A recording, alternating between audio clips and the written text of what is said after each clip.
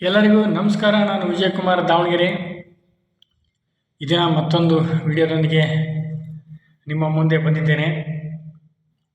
ನಿನ್ನೆ ಬೆಂಗಳೂರಿನ ಪ್ರತಿಷ್ಠಿತ GT ಮಾಲ್ನಲ್ಲಿ ರೈತನವರು ನನಗೆ ಅವಮಾನ ಮಾಡಿದಂಥ ವಿಚಾರವಾಗಿ ಪ್ರತಿಭಟನೆ ನಡೆಸಲಾಯಿತು. ಕೊನೆಗೆ GT ಮಾಲ್ನ ವ್ಯವಸ್ಥಾಪಕರು ಮ್ಯಾನೇಜ್ಮೆಂಟ್ನವ್ರನ್ನ ಕರೆ ಕಳಿಸಿ ಆ ರೈತನಿಗೆ ಕ್ಷಮೆಯನ್ನು ಕೇಳಿ ಆತನಿಗೆ ಸನ್ಮಾನ ಕೂಡ ಮಾಡಲಾಯಿತು. ಈ ಹಿಂದೆ ಬೆಂಗಳೂರಿನ ಮೆಟ್ರೋ ಒಂದರಲ್ಲಿ ಕೂಡ ಪಂಜೆ ಧರಿಸಿರ್ತಕ್ಕಂಥ ಒಬ್ಬ ಹಳ್ಳಿಗಾಡಿನ ವ್ಯಕ್ತಿಗೆ ಅವಮಾನ ಮಾಡಲಾಗಿತ್ತು. ಈ ವಿಚಾರ ತುಂಬಾ ಬೇಜಾರಾಯಿತು. ನಮ್ಮ ನಾಡಿನ, ನಮ್ಮ ದೇಶದ, ನಮ್ಮ ರಾಜ್ಯದ ಎಲ್ಲರಿಗೂ ಅನ್ನ ಹಾಕ್ತಕ್ಕಂಥ ರೈತನಿಗೆ ಈ ಥರ ಒಂದು ಅವಮಾನ ಮಾಡತಕ್ಕಂಥ ಒಂದು ಸನ್ನಿವೇಶ ತುಂಬಾ ಬೇಜಾರಾಯಿತು. ಆ ವಿಚಾರವಾಗಿ ಕನ್ನಡ ಪರ ಸಂಘಟನೆ ಹೋರಾಟಗಾರರು ಬಿಗ್ ಬಾಸ್ ಸ್ಪರ್ಧಿ ರಾಜಣ್ಣನವರು ಅವರಿಗೆ ಒಂದು ರೀತಿ ಕ್ಷಮೆಯನ್ನು ಕೇಳಿಸಿ ಅವರ ಮನಸ್ಸಿಗೆ ಸಾಂತ್ವನವನ್ನು ಕೂಡ ಹೇಳಿದ್ದಾರೆ. ಈ ನಡುವೆ ಆ ರೈತ ಅನ್ನದಾತ ಒಂದು ಪ್ರಜ್ಞಾವಂತಿಕೆಯನ್ನು ಮೆರೆದಿದ್ದಾನೆ. ಮಾಲ್ ಸಿಬ್ಬಂದಿಗಳನ್ನು, ಆತನಿಗೆ ಅವಮಾನ ಮಾಡಿರ್ತಕ್ಕಂಥ ಸಿಬ್ಬಂದಿಗಳನ್ನ ನಾವು ತೆಗೆದಾಕ್ತೀವಿ ಅಂತಂದು ಹೇಳಿ ಭರವಸೆ ಹೇಳಿದರಂತೆ. ಅದಕ್ಕೆ ಆ ರೈತ ಕೊಟ್ಟಂಥ ಒಂದು ಉತ್ತರ ಭಾಳ ಪ್ರಜ್ಞಾವಂತಿಕೆಯ ಮಾತು, ಪ್ರಜ್ಞಾವಂತಿಕೆಯ ಉತ್ತರ ಅಂತ ಹೇಳ್ಬೋದು. ಮಾಲ್ ಸಿಬ್ಬಂದಿಯನ್ನು, ಸೆಕ್ಯೂರಿಟಿನ ಯಾವುದೇ ಕಾರಣಕ್ಕೂ ತೆಗೆದಾಕ್ಬೇಡ್ರಿ, ಅವ್ರಿಗೂ ಹೆಂಡ್ರು ಮಕ್ಕಳು ಇರ್ತಾರೆ ಅಂತೇಳಿ ಒಂದು ಹೇಳಿಕೆ ಕೊಡೋದ್ರ ಮೂಲಕ ತಾನು ಪ್ರಜ್ಞಾವಂತಿಕೆಯನ್ನು ಮೆರೆದಿದ್ದಾನೆ. ಇದೆಲ್ಲ ಒಂದು ಕಡೆಗೆ ಆದರೆ ಇವತ್ತು ಅವರಿಗೆ ಅವಮಾನ ಆಯ್ತು ಅಂತಂದೇಳಿ ಇಷ್ಟೆಲ್ಲ ಹೋರಾಟ ಮಾಡಿ ಅವರಿಗೆ ಒಂದು ಕ್ಷಮೆಯನ್ನು ಕೇಳಿಸಿದ್ದೀರಾ, ತುಂಬ ಸಂತೋಷ. ಆದರೆ ನಮ್ಮ ನಾಡಿನಲ್ಲಿ ರೈತರಿಗೆ ಹಲವಾರು ಜ್ವಲಂತ ಸಮಸ್ಯೆಗಳಿವೆ. ಇವುಗಳ ಪರ ಯಾಕೆ ಯಾರೂ ಧ್ವನಿ ಎತ್ತುತ್ತಾ ಇಲ್ಲ ಅನ್ನೋದು ಒಂದು ಬೇಸರದ ಸಂಗತಿ. ಕೆಲವು ಟೈಮು ಮಳೆ ಹೋಗಿ ಲಾಸ್ ಆಗುತ್ತೆ, ಕೆಲವು ಟೈಮ್ ಮಳೆ ಬಂದು ಲಾಸ್ ಆಗುತ್ತೆ.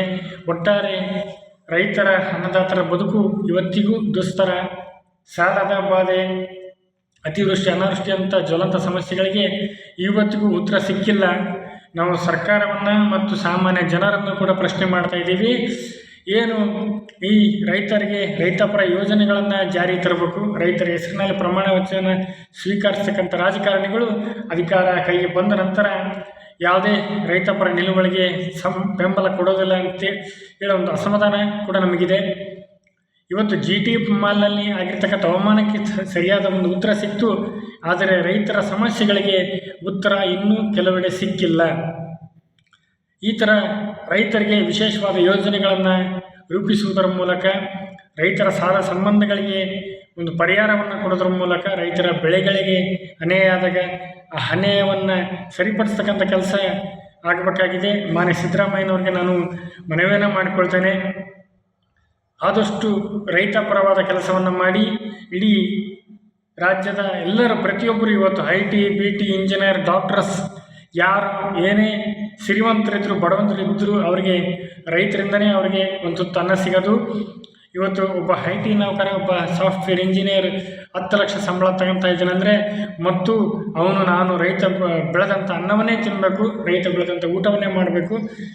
ಇವತ್ತು ವೈದ್ಯರಾಗಿರ್ಬೋದು, ಸರ್ಕಾರದ ಅಧಿಕಾರಿಗಳಾಗಿರ್ಬೋದು, ಅವ್ರಿಗೇನಾರ ಒಂದು ಬೇಜಾರಾದರೆ, ಅಸಮಾಧಾನ ಆದರೆ, ಅವರ ಬೇಡಿಕೆಗಳು ಈಡೇರದೆ ಹೋದರೆ ಅವರು ಸ್ಟ್ರೈಕ್ ಮಾಡಿ ರೋಡಿಗೆ ಬಂದು ನಿಂತ್ಕೊಂತಾರೆ. ನಮ್ಮ ಬೇಡಿಕೆಗಳನ್ನ ಈಡೇರಿಸುವ ತನಕ ನಾವು ಸೇವೆಗೆ ಮರಳಲ್ಲ ಅಂತೇಳಿ ಪಟ್ಟಿಡಿದು ಕೂತ್ಕೊಂತಾರೆ.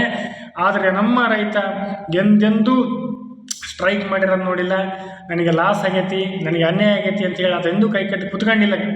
ಆದ್ಮೇಲೆ ಮಳೆ ಹೋದರೂ, ಮಳೆ ಬಂದರೂ, ಲಾಸ್ ಆದರೂ, ಸಾಲ ಆದರೂ ಜೀವ ಕಳ್ಕಂತಾನೆ ಹೊರತು ತಾನು ಮಾಡ್ತಕ್ಕಂಥ ಕಾಯಕವನ್ನು ಎಂದೂ ರೈತ ಬಿಡೋದೇ ಇಲ್ಲ. ಏನೇ ಆಗಲಿ ಭತ್ತ, ಗೋಧಿ, ತರಕಾರಿ ಎಲ್ಲವನ್ನೂ ಬೆಳೀತಾರೆ. ಇವತ್ತು ಲಕ್ಷಗಟ್ಟಲೆ ಬಂಡವಾಳ ಹಾಕಿ ತರಕಾರಿಯನ್ನು ಬೆಳೀತಾರೆ. ಆ ತರಕಾರಿ ಮಾರುಕಟ್ಟೆಗೆ ಹೋಗಿ ಮಾರುಕಟ್ಟೆಯಿಂದ ಗ್ರಾಹಕರಿಗೆ ಹೋಗೋದಕ್ಕೆ ದಲ್ಲಾಳಿ ಕಮಿಷನ್ ಎಲ್ಲ ಮುರ್ಕೊಂಡು ಅವನು ಸಿಗದೆ ಪುಡಿಗಾಸು. ಅದರಲ್ಲಿ ನನ್ನ ಮನೆ ಮಟ್ಟ ಮಕ್ಕಳನ್ನು ಸಾಕ್ತಕ್ಕಂಥ ಕೆಲಸವನ್ನು ಮಾಡ್ತಾನೆ. ರೈತ ಯಾವತ್ತೂ ಕೈ ಕಟ್ಟಿ ಕೂರೋದಿಲ್ಲ. ಸೋಲ್ಲಿ ಗೆಲ್ಲಿ ತನ್ನ ಭೂಮಿಯನ್ನು ನಂಬಿ ಬದುಕ್ತಾನೆ. ಅಂತ ರೈತನಿಗೆ ಆಗ್ತಕ್ಕಂಥ ಅನ್ಯಾಯ ಮತ್ತು ಅಪಾಯಗಳನ್ನು ತಪ್ಪಿಸಿ ಅವರಿಗೆ ಸೂಕ್ತವಾದ ಭದ್ರತೆಯನ್ನು ನೀಡಬೇಕಂತೇಳಿ ನಾನು ಮಾನ್ಯ ಸಿದ್ದರಾಮಯ್ಯನವರು ಮತ್ತು ಕಾಂಗ್ರೆಸ್ ನೇತೃತ್ವದ ಸರ್ಕಾರಕ್ಕೆ ನಾನು ಬೇಡಿಕೆಯನ್ನು ಇಡ್ತಾ ಇದ್ದೀನಿ. ಎಲ್ರಿಗೂ ನಮಸ್ಕಾರ.